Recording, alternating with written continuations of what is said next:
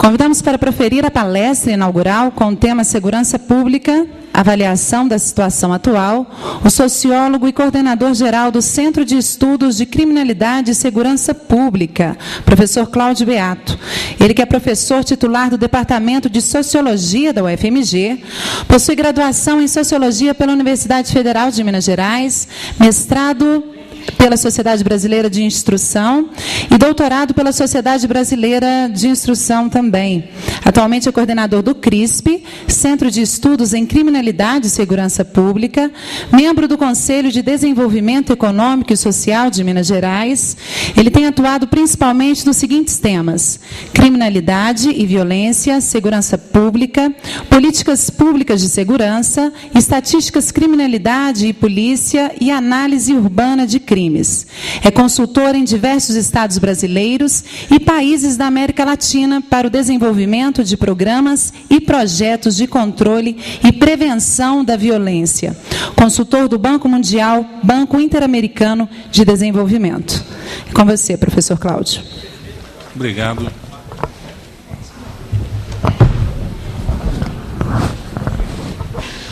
Bom, obrigado, é um prazer estar aqui. Eu acho que essa é uma oportunidade ímpar para podermos discutir alguns temas que eu acredito que são da maior relevância hoje, e esse seminário é muito oportuno. Quer rediscutir um pouco, na verdade, o modelo, né, que nós temos aí das organizações do sistema de justiça criminal, né? E eu vou fazer uma apresentação, na verdade, muito calcada em cima do meu último livro, que saiu pela UFMG, sobre crime e cidades, onde eu vou dar um panorama da situação de segurança pública no Brasil, e aí nós entramos na parte mais de discussão de o que fazer em relação a isso, né? Um tipo de preocupação, né, que eu acho que é de todos nós, mas que particularmente tem mobilizado muito, né, nos últimos anos. Eu viajo muito pela América Latina. A América Latina é a região mais violenta do mundo, né, e o Brasil é um dos países mais violentos da América Latina, segundo, terceiro, quarto lugar sempre. E o que me preocupa muito é que ao longo aí desses 10, 20 anos aí que eu tenho viajado por esse país, todos eles têm empreendido reformas no sistema de justiça criminal, e o Brasil não. O Brasil está parado exatamente como estava há 20, 30 anos atrás, né? Ou seja, é interessante porque todas as áreas do Estado brasileiro mudaram, se adaptaram, buscaram, enfim, conviver com essa democracia, né, que está ainda, né, se consolidando, andando, se institucionalizando, mas a segurança pública não. Nós temos ainda um modelo de segurança pública do século XIX para enfrentar problemas do século XXI, né? Então eu acho que aí a importância e a oportunidade da gente discutir esse tipo de situação. Bom, quando a gente analisa o problema da segurança no Brasil, quais são os aspectos mais centrais que a gente observa, né, do ponto de vista de diagnóstico, se a gente pegar os homicídios que estão ocorrendo? Em primeiro lugar, nós temos dois fenômenos. São fenômenos extremamente concentrados e eles têm exibido também uma capacidade de contágio, né? Nós estamos aí muito preocupados com a dengue, mas os problemas de segurança também têm essa característica. O que tem ocorrido? Se a gente observar ao longo dos últimos 30 anos, pegamos os dados que nós temos a partir de 80, através do SUS, né, nós saímos de uma situação aí de 10 a 11 homicídios por 100 mil habitantes e chegamos aí até 27, 28 homicídios para cada grupo de 100 mil habitantes. Ou seja, uma situação que deteriorou relativamente rápido, né, e que leva ao fato de que hoje nós contabilizamos ao longo desse período mais de 1.200.000 mortes por homicídios no Brasil, né? Isso não existe nenhuma guerra nesse período que tenha matado tanta gente, não existe nenhum conflito no mundo, etc., né? Ou seja, nós temos aí uma média de 5 pessoas por hora, né, morrendo no Brasil. É uma estatística impressionante, né? Se a gente observar a distribuição, isso aqui é um mapa dinâmico de como tem andado os homicídios a partir da década de 80. Antigamente a gente tinha concentração na região centro-oeste, né, que isso vai se modificando. A partir dos anos 80 ela chega à região sudeste, né, vai andando por todos os estados, São Paulo, Rio. Pernambuco começa a despontar e, mais recentemente, a partir dos anos 2000, nós temos então o Nordeste aí apontando como grande a maior concentração que nós temos de homicídio. A tal ponto que, se a gente pegar no ano de 2005, o Sudeste concentrava 51% dos homicídios do Brasil e o Nordeste 24%. Hoje houve uma inversão. 31% dos homicídios são concentrados na região Sudeste e 36% na região Nordeste, em termos absolutos, né?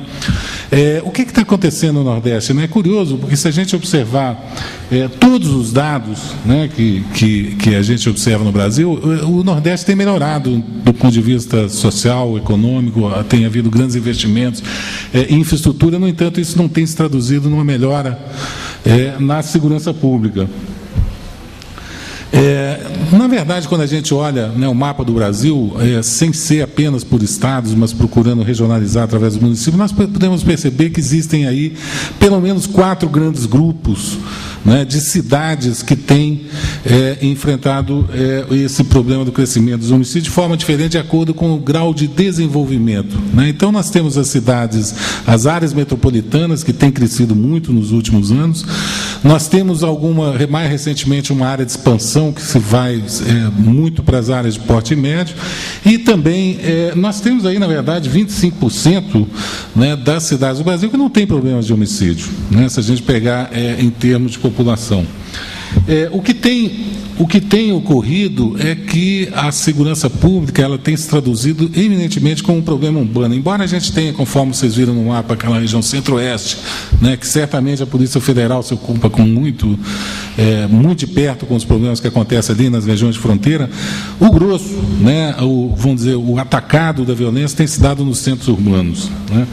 Isso a gente vê aqui nesse gráfico de uma forma muito clara, ou seja, né, esse gráfico, cada linha dessas mostra o tamanho da cidade, o porte da cidade, 50 mil habitantes, 50 a 100, 100 a 150, mais de 500 e mais de 1 milhão.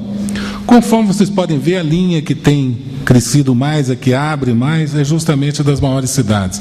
A partir de 100 e 150 mil habitantes é onde a gente tem assistido a deterioração maior, né, em relação aos homicídios especificamente. Se a gente observar os crimes contra o patrimônio, isso fica muito mais acentuado ainda, né? Bom, outros aspectos também são interessantes da gente observar. Em primeiro lugar, o fato de que, no caso dos homicídios, a presença, também de outros crimes, a presença de jovens tem sido crescente, né? A gente observa aí que, como, por exemplo, essa faixa de 15 a 24 anos de idade é que tem sido a responsável, ou a maior responsável, não a única, pelo crescimento dos homicídios no Brasil, né? É nesse grupo que estão presentes tanto os agentes como as vítimas, né? Tanto os agentes como as vítimas são muito jovens, negros e pardos, né? Hoje a chance, se você for negro ou pardo, de morrer vítima de homicídio é de 3 a 4 vezes mais, né, do que uma pessoa branca. Isso é um aspecto muito pouco discutido no Brasil, né, que na verdade se confunde, tal como ocorre em outros países, com uma questão de classe, né? Nós temos aí um problema de uma população que também está concentrada nas áreas mais pobres, né? Nós vamos ver alguns dados a respeito disso. Está concentrado nos grupos, né, menos privilegiados, onde você concentra o maior número de desvantagens, né? Um outro aspecto fundamental é a questão da arma de fogo, né? Conforme vocês verem, se a gente não tivesse, né, essa quantidade de armas de fogo em circulação, a gente teria taxas praticamente estáveis, né? O número estaria estabilizado de homicídios, mas o crescimento tem se dado justamente pela presença, né, desse vetor, né? Não quer dizer que a arma de fogo seja a única causa, mas ela certamente é um vetor muito importante para explicar. Isso tem muito a ver com o fato de que é muito fácil conseguir arma de fogo hoje, né? Isso aqui são dados, por exemplo, colhidos aí de mercado de armas de fogo, pesquisa feita por outras instituições, com entre 350 e 400 reais você consegue comprar até 5, 6 mil reais, você consegue comprar qualquer tipo de armamento no mercado paralelo, né? Tem outros aspectos também, né, que têm sido destacados, principalmente a questão da desigualdade, mas não da forma como a gente acredita, né? Isso aqui, por exemplo, é um gráfico que eu não vou explicar para vocês, mas ele está mostrando basicamente o seguinte: se a gente mensurar o impacto que o desemprego e a desigualdade têm sobre as taxas de homicídio, isso é muito baixo, né? Em termos genéricos, se hoje você quisesse, né, acabar com a desigualdade, acabar com a pobreza, acabar com o desemprego no Brasil, o impacto disso seria muito baixo nas taxas de crime. E aqui é uma mensuração, vamos dizer, medindo vários deslocamentos da série. O que não quer dizer que isso não tem impacto, eu vou voltar a esse assunto depois, porque, na verdade, o problema dos homicídios, vamos dizer, da desocupação, da ociosidade, está concentrado em algumas áreas da cidade, e não na cidade tomado agregadamente.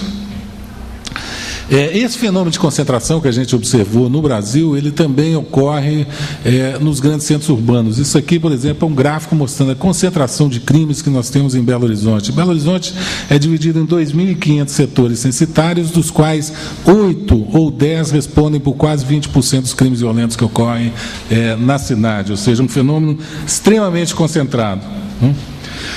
Ele é concentrado também temporalmente, né? Isso aqui, por exemplo, é um mapa de onde está essa concentração maior dos crimes violentos em Belo Horizonte por hora do dia. Existem várias razões para explicar isso, de ordem que a gente chama ambiental.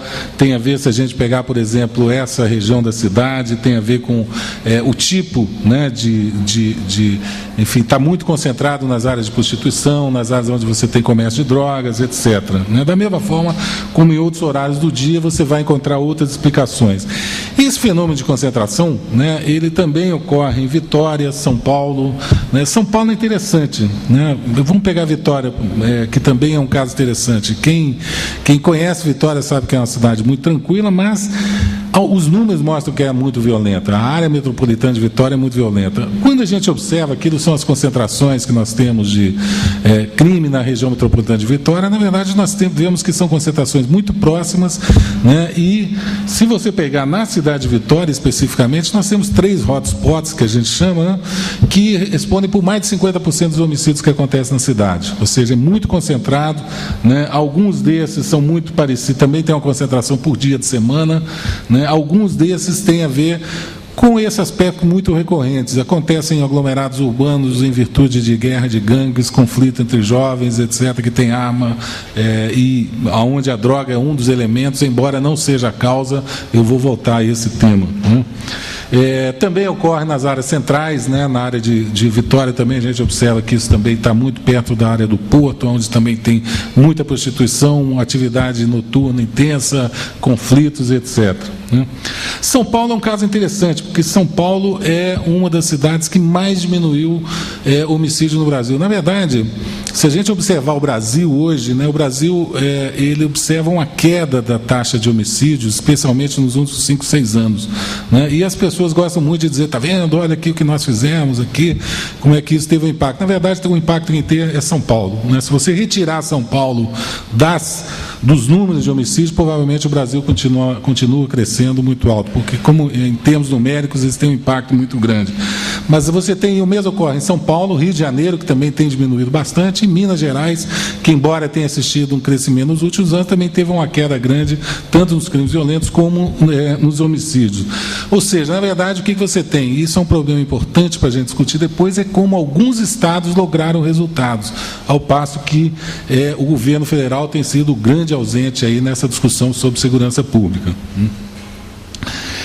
Agora, em parte, o que ocorre, mesmo você pegar uma cidade como São Paulo, ainda existe uma desigualdade muito grande em termos da concentração de renda, de distribuição de serviços públicos, né? Embora você tenha essa diminuição das taxas na cidade de São Paulo, né, e a gente vê no mapa ali da esquerda de vocês, como há um monte de manchas, eles ainda permanecem nos mesmos lugares. Mesmo tendo diminuído, as manchas ainda estão concentradas nos mesmos locais. Né? Por que isso? Né?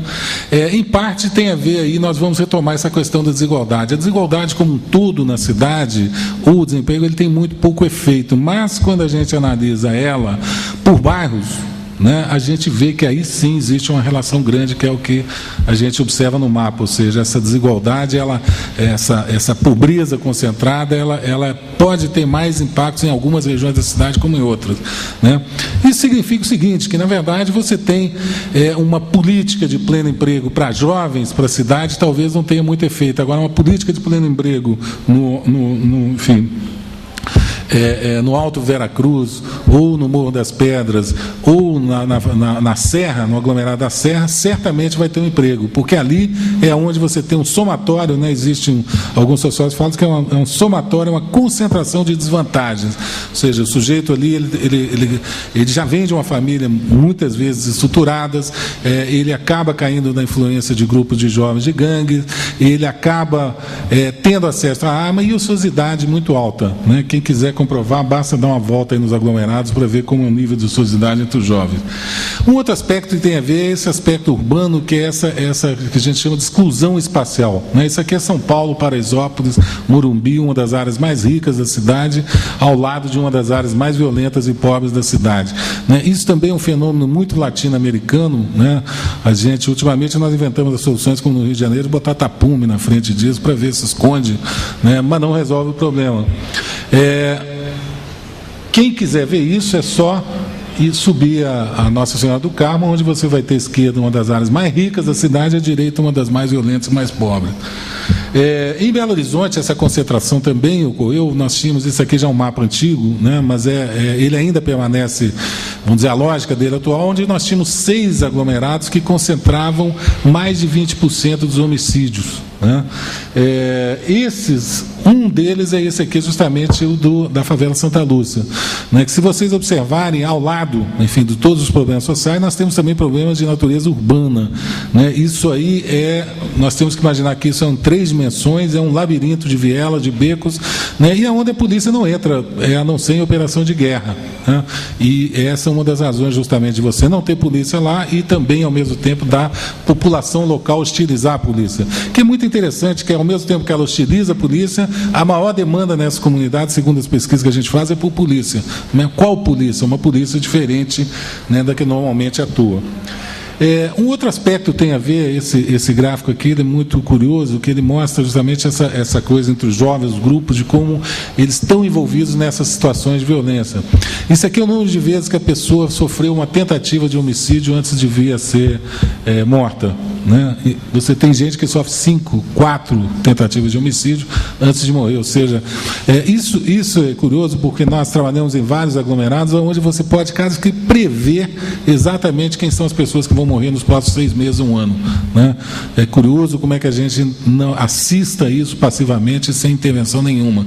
Mas você sabe exatamente quando, como, em que situação essa pessoa vai morrer, a gente quase pode prever o dia. Isso aqui, por exemplo, é o que a gente observa ali na Serra, é uma dessas situações que você tem conflitos de grupos, né, que você tem, de gangues, que estão bastante localizados. Na verdade, nós temos 6 ou 7 vilas lá, mas você tem o conflito está basicamente em 2 delas.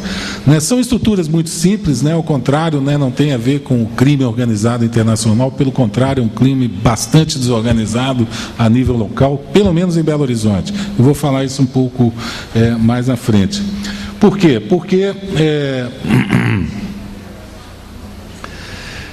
e aí eu vou começar, então, a fazer um pouco mais um exercício maior de abstração, pegando já aí dados de outros contextos. O que acontece? Quando a gente observa no Brasil, né, esses locais que concentram muita atividade criminal, o que a gente pode observar é quase que um modelo evolutivo, ou seja, é uma coisa que começa muito com jovens de bairros, moradores de periferia, negros, pobres, enfim, aquele filme, né, que a gente costuma ver. Esses jovens, né, em algum momento eles começam a entrar em conflito, têm acesso à arma de fogo, né, começam a vender drogas justamente para financiar, né, as suas atividades, e em algum momento eles chamam a atenção do poder público e vão para os presídios, né? Nos presídios eles sofrem um upgrade. O presídio é um lugar muito violento, muito complicado, eles têm que se organizar, né? E já anteriormente eles começam também a a polícia, né, a polícia mais corrupta começa a tomar dinheiro, etc. Eles vão para o presídio, continua, né, muito esse processo violento, etc. E eles começam a se organizar. Em alguns casos, de uma forma até mais acentuada. Se pegar o caso de São Paulo, do PCC de São Paulo, eles foram quase que levados a isso, né, depois de Carandiru, eles, né, tiveram um impulso muito grande. E levam muito desse conflito que existe no interior dos presídios brasileiros para fora depois, né? É o que a gente observa em muitos casos nas favelas do Rio de Janeiro, onde você tem os amigos, Comando Vermelho, etc., que é um outro estágio, né? É um estágio onde esses grupos, né, mudam um pouco o patamar, ou seja, é interessante que no Brasil hoje, um problema que é muito pouco discutido na área de segurança pública é justamente o problema prisional, ou seja, como você tem uma mudança de patamar, né, com esse sistema prisional que nós temos. É um sistema que prende mal, prende as pessoas erradas, deixa, né, existe muito pouco controle sobre o que acontece dentro das unidades prisionais, e com isso você cria então um problema que depois vai para fora, né? Ora, quando esse problema vai para fora, né, aí você tem aquele espetáculo mais exuberante que a gente assistiu da violência no Rio de Janeiro, de grupos, né, armados, que depois passam, né, a ser controlados, porque isso é ruim para os negócios, né? Isso não é uma boa estratégia para os negócios, você ter aquele espetáculo, né, na televisão todo dia, de gente sendo morta, de controle de domínio territorial. E aí a gente tem uma outra etapa, né, que a gente observa, que é o surgimento das milícias, que são grupos compostos por policiais, por gente do Exército, por membros da Guarda Civil, que passam então a estruturar, né, e diversificar as atividades econômicas. É quase como um modelo evolutivo, né? Isso é talvez o passo mais próximo que a gente tem em relação a uma máfia brasileira que a gente ainda não tem, né? Nós já tivemos os cartéis na Colômbia, temos os cartéis no México, no Brasil ainda não existia esse fenômeno, né? Talvez a coisa mais próxima que a gente tem é quando começa então a ter essa promiscuidade, ou seja, é um modelo, né, evolutivo que a gente representa. Isso aqui, por exemplo, é uma análise que nós fizemos da CPI das milícias. É interessante o que você observa aí. Cada rede dessas, né, é um grupo de milicianos em uma determinada área da cidade. E você tem um núcleo mais central, um núcleo mais duro, essa rede que está mais concentrada, né, que é composta, né, por policiais, mas existe um elemento que é fundamental para a gente entender, que são os elementos que fazem a ligação entre as redes. Ou seja, aquilo que era um fenômeno local, né, que você tinha algumas favelas, de repente eles começam a se somar através da ação de políticos, né, que são na verdade, membros milicianos que se tornam deputados e começam então a estruturar essa rede em outro patamar, né? Bom, por que isso acontece, né? Em parte no Brasil a gente tem uma dificuldade muito grande em entender essa dinâmica do crime saindo do senso comum, né? O que o senso comum nos diz? Primeiro, a origem disso tudo é a droga, né? Ou seja, a droga é o grande responsável, é o grande vilão. O Brasil não é o país que mais consome drogas no mundo. Você anda pela Europa, todos consomem mais droga. Nos Estados Unidos já se abandonou. Engraçado, eu sempre vou nos Estados Unidos, não vejo essa discussão dizendo que a droga é o grande vilão, etc. Por quê? Na verdade, o que você tem, né, é que o crime está associado ao tráfico de droga através de uma base comum. O que é essa base comum é que nós temos que entender, né? Ou seja, quais são os mecanismos que estão atuando, que propiciam tanto, né, o tráfico de drogas, como também propiciam o crescimento da violência e criminalidade. Normalmente nós trabalhamos aqui com várias ordens de fatores que têm a ver com fatores de ordem estrutural, esses problemas de desigualdade, com fatores das influências sociais, fatores organizacionais, né? Esse fator eu acho que é importante. Aqui nós começamos a entrar no tema que eu acho que é mais interessante para o seminário, ou seja, como, do ponto de vista institucional, nós estamos despreparados para lidar com esse tipo de violência no Brasil, né? Nós temos um modelo, uma estrutura do sistema de justiça criminal que conspira contra a eficiência, contra a capacidade que você tem de trabalhar, né? Por quê? Isso aqui é um fluxo de sistema de justiça criminal, que vocês conhecem muito bem, é bonitinho, né? Você tem lá uma ocorrência da Polícia Militar, depois isso é levado para uma delegacia, depois é oferecido inquérito. Na prática, isso é uma grande confusão, né? Polícia Militar briga com a Polícia Civil o tempo inteiro, uma boicota o trabalho da outra, quando não estão trocando tiros na rua. O Ministério Público está a anos-luz de distância, não gosta das ruas, os juízes vivem em redomas de vidro, né? A Polícia Federal se ocupa apenas de alguns casos muito tópicos, sem estar preocupado com esse aspecto mais estrutural da violência. Enfim, é uma grande confusão. Eu ficaria surpreendida como é que, na verdade eu fico surpresa como é que não está pior ainda, né? Ou seja, nós temos uma situação onde não existe, né, um sistema articulado de justiça criminal, onde, por exemplo, nosso sistema de leis, né, não tem nada a ver com a forma como as polícias atuam, não tem nada a ver com o problema criminal. Ou seja, na verdade, nós teríamos que ter uma agenda aí muito maior. Isso aqui, por exemplo, acaba dando como resultado isso. Isso é uma pesquisa, né, feita pelo Fórum Mundial, mostrando a capacidade de implementação da lei em 139 países. O Brasil está na posição 74, 74º lugar. Ou seja, nós temos a Finlândia, Hong Kong, o Chile, que está em 5º lugar, muito melhor, a Suíça, Canadá, aí não vai estar no primeiro. Mas Porto Rico é muito melhor que a gente, Costa Rica está em posição, Uruguai, né? Uruguai, quem visita o Uruguai, a reforma que eles estão fazendo agora no sistema de justiça criminal, é um país pobre, não tem um helicóptero, não tem uma viatura, no entanto, eles estão trabalhando de forma integrada, bonitinha, dentro de um mesmo prédio, trocando informações, fazendo planejamento, a unidade de investigação, junto com a unidade de patrulhamento extensivo, sob, né, enfim, a liderança ou do Judiciário ou do Ministério Público, ou seja, uma coisa muito mais integrada, né, e necessariamente não tem a ver com os recursos, que eles são muito pobres. O Brasil está lá atrás, ou seja, a nossa capacidade de implementar a lei e ordem é muito baixa, né? A começar dos números de segurança, né? Isso aqui, por exemplo, são alguns dados que eu peguei por estado, sobre os dados que o Fórum Brasileiro de Segurança Pública tem sobre a situação dos roubos no Brasil, né? O segundo é a pesquisa que nós fizemos junto com o Datafolha, vai ser divulgada já no mês que vem, uma pesquisa nacional de vitimização, mostrando qual é a projeção para a população como um todo, e na terceira coluna é o percentual de roubos que são registrados pela polícia.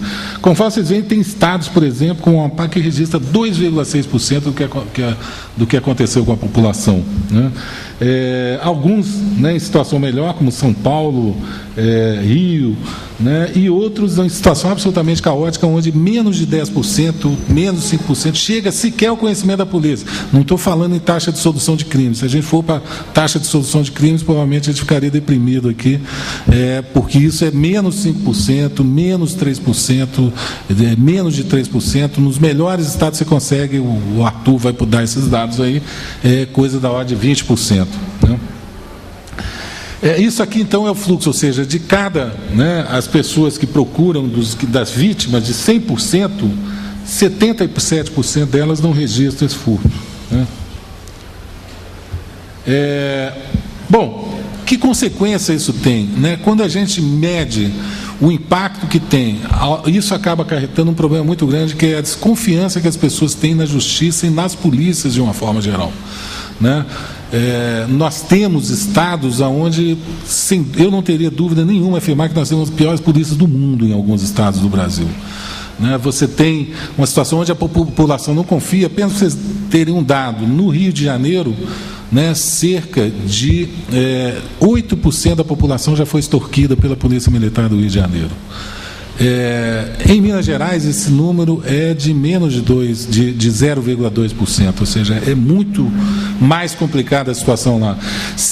O resultado disso é uma desconfiança enorme, ou seja, as pessoas não confiam na polícia, a gente está novamente vendo isso, né, na pesquisa, consequentemente não registra, consequentemente a eficiência diminui muito. Isso aqui são alguns dados que a gente vê um pouco dessa desestruturação do sistema de justiça, né? Pegar em 2008, a justiça foi capaz de chegar a alguma decisão, né, não é condenação de nada, em 23% dos casos, segundo dados do CNJ.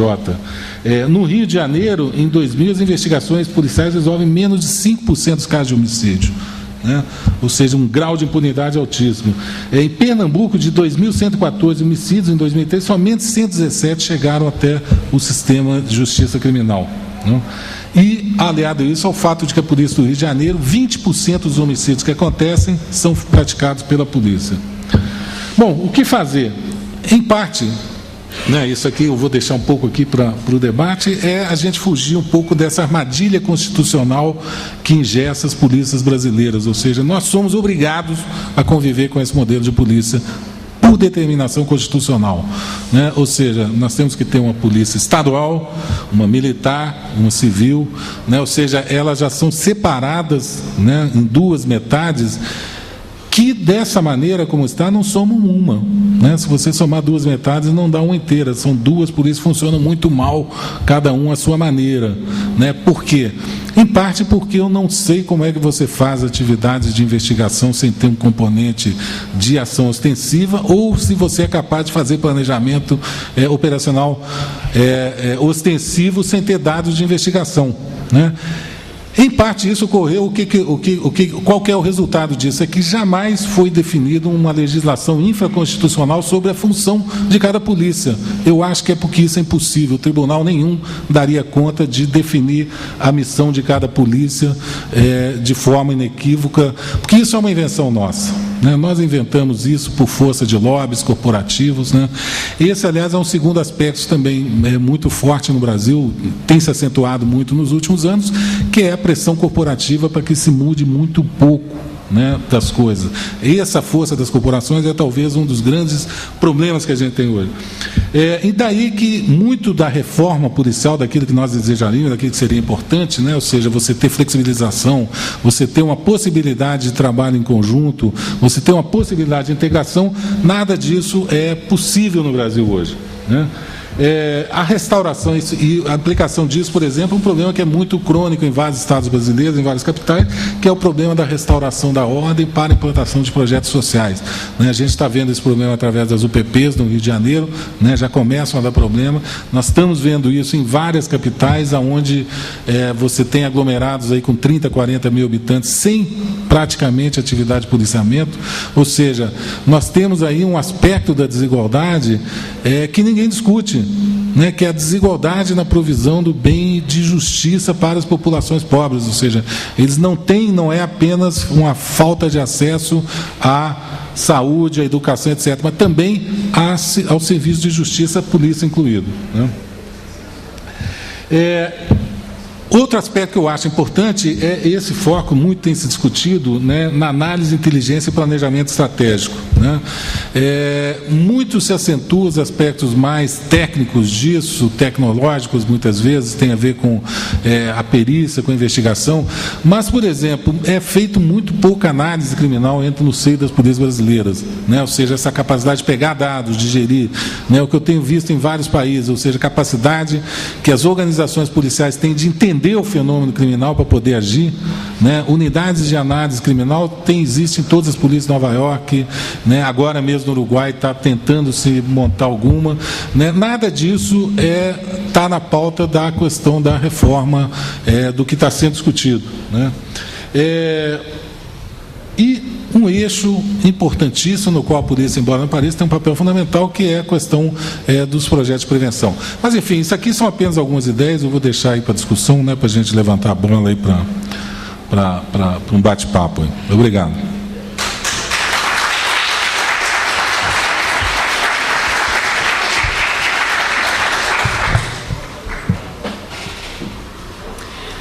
Vocês que já preencheram algumas perguntas, podem entregar para as recepcionistas.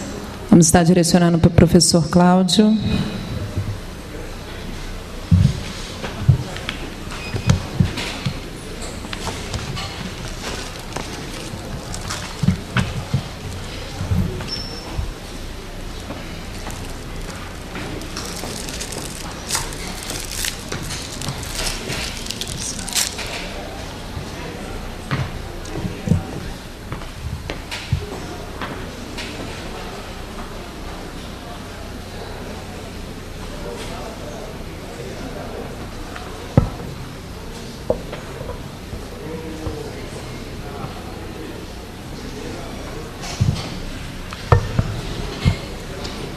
Bom, eu estou com 3 perguntas aqui. Uma, seria uma sugestão que a Polícia Civil tivesse procedimentos nacionalizados, Polícia Civil do Brasil, com identificação com o Sistema Único de Banco de Dados de Bandidos e Crimes, uniformização total de ações. Acho que são 2 perguntas, na verdade, né? Uma, em que medida a gente ganharia tendo uma estrutura única e nacional em relação às polícias civis? E a outra tem a ver com a questão do compartilhamento de dados e de informações, né? Eu vou começar por essa segunda, que eu acho que esse é um dos problemas maiores que a gente tem, que hoje as informações são propriedades das corporações, muitas vezes até de agentes policiais, né? Se você pegar no setor de investigações, é muito comum você ter um banco de dados que está de posse, muitas vezes, de delegados, detetives, etc., e que não são compartilhados, né? Não são compartilhados. Então, você tem aí um problema que é de ordem tecnológica, ou seja, como retirar, extrair essa informação que está na cabeça dos policiais, eles têm que ter isso, para um banco de dados que seja compartilhado e permita o planejamento, né? Eu acho que esse é um tipo de desafio. Agora, com relação à Polícia Nacional Civil, eu pessoalmente não acredito, pelos dados que eu mostrei aqui, pelos problemas que a gente tem no Brasil, eu acho que o nosso problema ele é regionalizado, né? Um dos grandes problemas que a gente tem é que a gente não precisaria ter o mesmo tipo de polícia que atua na área urbana, por exemplo, do mesmo tipo de polícia que atua no Vale de Jequitinhonha, por exemplo, né? A gente poderia perfeitamente pensar, né, numa polícia que tivesse dados, informações, know-how, capacidade de planejamento, uma visão mais local do que uma visão nacional, né?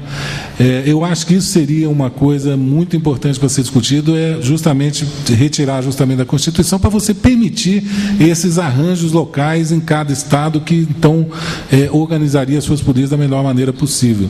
Unificaria em alguns casos, separaria em alguns outros, né? Como se fez, por exemplo, a França tem uma polícia militar separada, mas que atua só nas áreas de interior, só na cidade de interior. Nas cidades maiores é a Polícia Federal, que é civil, né? Então, eu acho que esse modelo de polícia é uma coisa que tem que ser respondida muito de acordo com cada caso. Para conter a evolução da criminalidade, bastaria aumentar os efetivos das polícias repressivas e preventivas? Eu acho que não. Definitivamente eu acho que não, porque nós temos um problema gerencial com duas polícias aí, onde você duplica, né, e, consequentemente, você acaba planejando mal em relação a essas duas estruturas, né? Para cada quartel você tem que ter uma delegacia, para cada delegacia você tem cada um.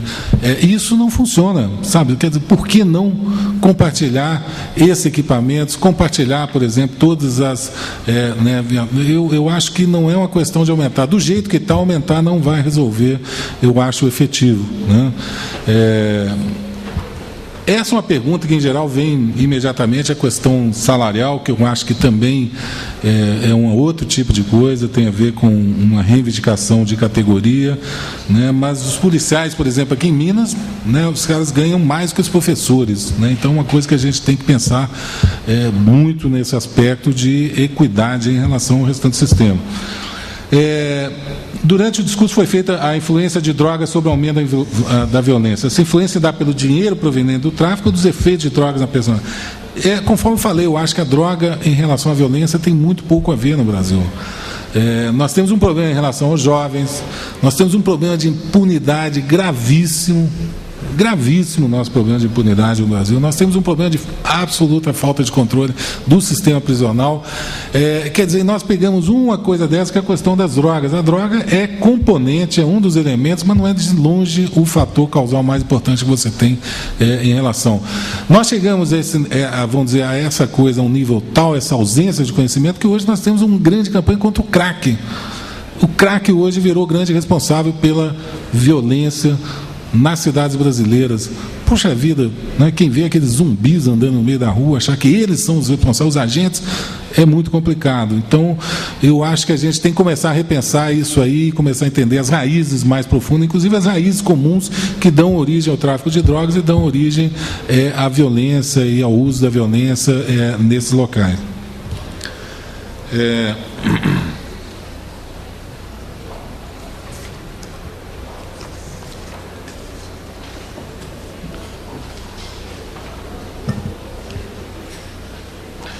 O senhor citou certa resistência corporativa com o problema da produção, para a evolução da investigação no Brasil. Poderia aprofundar um pouco mais o tema? É possível localizar essa resistência também em cargo específico para além das instituições? Veja bem, Esse problema corporativo, eu acho que é um problema que tem que ser discutido, tem que ser repensado, porque existe uma parte disso, que é uma parte da dinâmica natural, né, das organizações em estarem associados para a representação de interesse.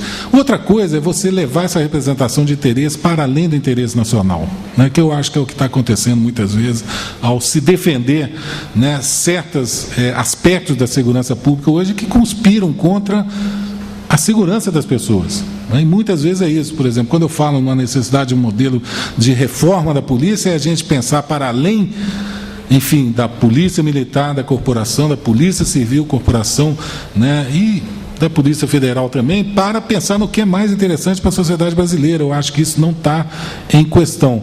Naturalmente, isso tem a ver com uma série de características, né? Vou falar uma coisa aqui que já me custou muita crítica, né? Mas eu tenho certeza que aqui eu estou um pouco mais à vontade, que é o fato de você ter apropriação de alguns cargos por, vamos dizer, para a carreira jurídica.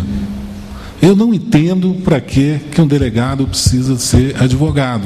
Vocês também devem se perguntar muitas vezes isso. No entanto, como foi feito isso no Brasil, né? Eu não entendo, né, como é que a gente tem duas estruturas com funcionamento e lógicas completamente diferentes, como a Polícia Militar e a Polícia Civil no Brasil. Essa é uma das razões da impunidade, né? Eu não entendo o Ministério Público tão distanciado também no problema criminal, assim como os próprios juízes, né? O Ministério Público escolhe os seus casos, né? Os juízes, eles não escolhem, pelo contrário, eles trabalham na base da linha de montagem. Quer dizer, a gente tem uma série de coisas aí que precisavam ser rediscutidas em função do interesse do país, dos cidadãos. Eu acho que não estão. O que nós temos hoje, né, é essa situação que nós chegamos, conforme eu falei. Eu não concordo de forma nenhuma. Eu acho que policial é uma das atividades que eu mais respeito, mais tenho atenção, mas daí, sabe, para a gente ter uma situação como a gente tem em alguns estados, em que eles ganham 2, 3 vezes mais como professor, né? Eu francamente não concordo. Eu acho que tem alguma coisa distorcida nessa lógica de corporação que defende, né, chega a esse ponto. E um outro aspecto que a gente tem que ser bastante claro: são organizações muito poderosas, né? Elas conseguem esse tipo de benesse porque elas conseguem intimidar governadores que rapidamente, para não se ver com problemas, acabam dando aumentos, concedendo privilégios, né? Aqui em Minas, inclusive, mas acho que é só no Brasil, está inclusive virando tudo carreira jurídica agora. Por quê? Por uma questão salarial. Tem alguma funcionalidade nisso? Né? Até onde eu sei, não.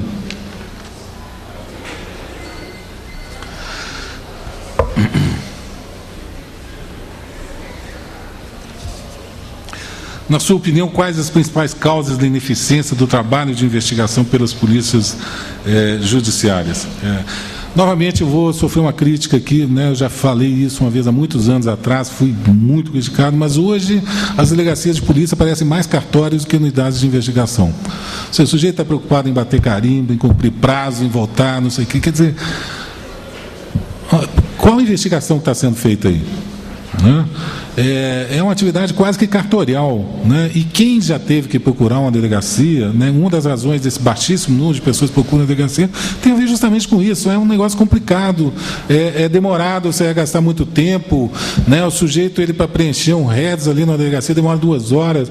Quer dizer, eu acho que ficou o excesso de burocracia e formalismo da atividade de investigação é que está uma das origens, eu acho, dessa ineficiência. Além, é claro, né, da ausência de procedimentos científicos na coleta de dados. Raramente você vê, a não ser em casos mais que chamam a atenção da mídia, você vê Eu vou contar uma história que é muito interessante, né? Uma época eu estava num seminário que tinha um sujeito eram com delegados e policiais da Polícia de São Paulo e policiais da Scotland Yard, né? E aí o policial da Scotland Yard ensinando para eles, mostrando, faz, olha, um levantamento de cena de crime, crime scene, a gente demora aí 8, 10 horas com equipe multidisciplinar, com 8, 10 profissionais de diferentes. Isso é outra coisa também que no Brasil não tem, né? Civis trabalhando dentro das polícias, né? Aqui todo mundo tem que fazer concurso. Aí a gente tem 8, 10, 12, né? gente especializada em genética, coleta de material, etc. E aí o delegado de São Paulo, na época, São Paulo era um evento, falou assim, muito bom, eu tenho 85 desses a cada fim de semana, como é que eu faço? Ou seja, como é que eu dou conta de uma massa de trabalho com todo esse rigor? Naturalmente, nós chegamos a esses 85, né, e eles voltaram atrás. Aliás, é interessante, você pegar o caso de São Paulo, conseguiu retroceder essas estatísticas num investimento grande aonde? Na delegacia de homicídios, né, DHPP, preparando policiais, colocando o maior número dentro da delegacia, etc. Com isso, e além de construir prisões massivamente, que acabou, de um lado, controlando o crime, e de outro lado, gerando fenômenos como PCC. Quer dizer, uma escolha de Sofia que foi feita ali. Então, na verdade, eu acho que a gente tem que pensar um pouco como essa eficiência ela pode se dar para as limitações, naturalmente, que a gente tem. Nós não vamos ter um Scotland Yard aqui, né? Mas certamente a gente pode avançar e muito em relação ao que pode ser feito, né? Os governos federais e estaduais se interessam, estão permeáveis estudos das pesquisas sobre segurança pública? Muito pouco, muito pouco. Em geral, isso que pessoas como eu, como outros, como a Priscila, falam é coisa de sociólogo, né? Gente que não... É uma crítica que sempre me é feita, né? Gente que não põe, nunca viu uma delegacia, nunca andou de viatura, nunca correu atrás de uma... De fato, eu tenho alunos, eventualmente, que fazem isso aí, eu já estou, né, com uma certa idade, onde não estou mais para sair andando em favelas, etc. Como se a segurança pública se resumisse à prática do dia a dia da polícia. Eu acho que esse é talvez uma das dimensões que a gente está perdendo mais importante, ou seja, a capacidade de ver, analisar estrategicamente o problema da segurança pública, né? Ou seja, esse tipo de análise de rede que eu mostrei aqui para vocês é interessante. As polícias gostam muito de usar aquele I2, né? Que não é análise, né? Aquilo te desenha lá uma macarronada de relações, etc. e tal, mas aonde estão os elementos centrais, né? Quais são? Esse tipo de tratamento da informação, e aí eu acho que a parceria com as universidades, com os centros de pesquisa seria bom. Isso aí quem tem para te dar é a universidade, né? Eu, conforme diz, eu não sei sair de viatura na rua. Agora, eu sei muito como lidar com dados, como analisar, como fazer. Agora, para isso, você precisa avançar muito, eu acho, na relação da abertura. Em Minas, a gente ainda tem uma condição um pouco melhor, alguns outros estados é pior, né? Então, essa é uma situação muito diferenciada. Já foi melhor aqui em Minas do que é hoje, né? Então, você tem aí uma situação muito diferenciada. De qualquer forma, o que eu vejo, né, em outros países, essa nova polícia que surgiu é uma polícia que ela é também, ao mesmo tempo, uma acadêmica, né? Ou seja, gente que tem uma relação muito grande com a academia, né? Aliás, né, não sei se vocês sabem, nos Estados Unidos ele já vem pronto das universidades e faz apenas um curso de 3 a 4 meses dentro das academias de polícia, né? Aqui não, aqui a gente vai e separa o sujeito e fica 2, 3 anos dentro da academia, depois sai, mantém ele separado. Esse insulamento, eu acho que é um dos problemas maiores que a gente tem em relação à formação policial no Brasil, que poderia ser mudada, né?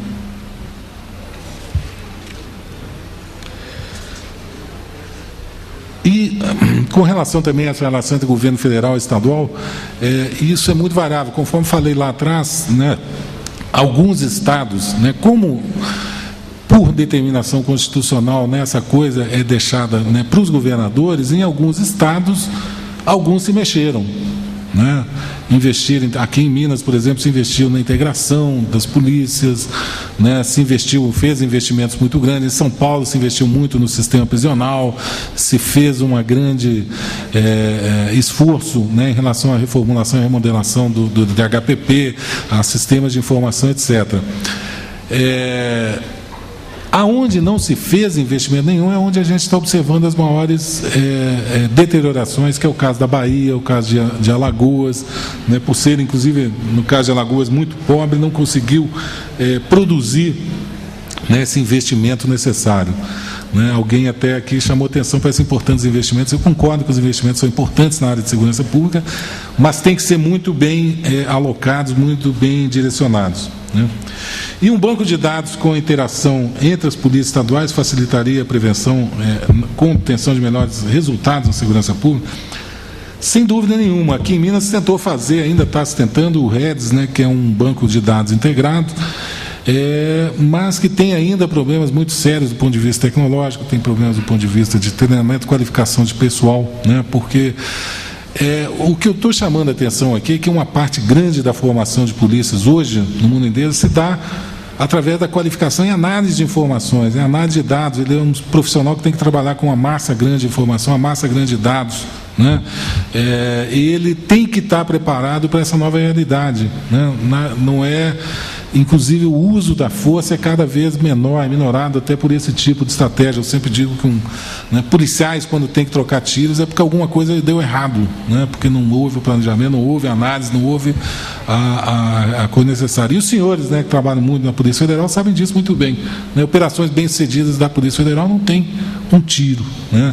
Agora não, no nosso caso, a gente ainda, justamente por essa falta, né, essa centralidade que a análise criminal teria que ter, a gente acabou perdendo, né, muito esse novo modelo de polícia, e que eu acho que talvez, né, eventos como esse sejam importantes justamente para a gente pensar em como tentar mudar isso junto ao Congresso, tentar mudar, né, ao invés de tentar simplesmente preservar e manter privilégios enfim, que em pouco vão contribuir para a melhoria da segurança, né, para as pessoas.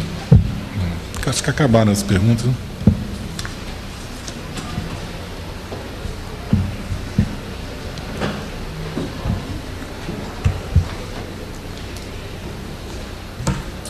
Professor Cláudio Beato, muito obrigada pela participação.